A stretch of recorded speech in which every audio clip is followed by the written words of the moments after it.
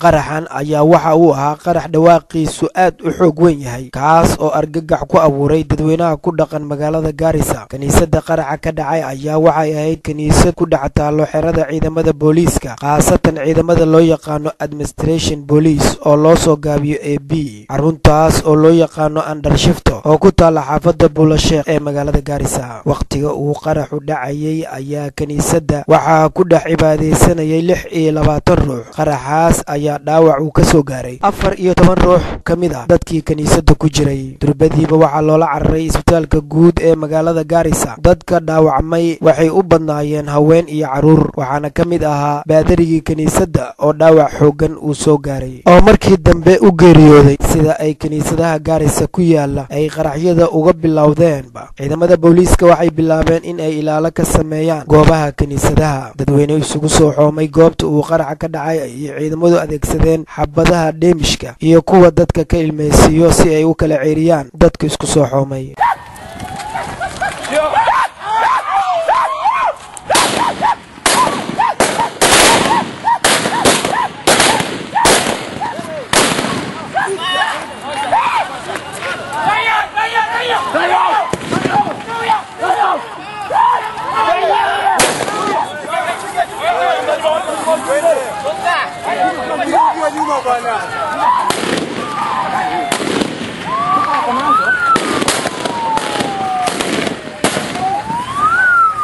Isku socodka dadka iyo goobaha ganacsiga ayaa la xiray qaraxa kadib, iyadoo waqti yar kadib howluhu ay dib u soo laabteen. Qaraxan ayaa ku soo aadaya iyadoo dadka reer Garissa ay rajo ka qabaan in uu ammaan ku soo hagaago. Maxamed Ciise, Honkebel TV, Garissa.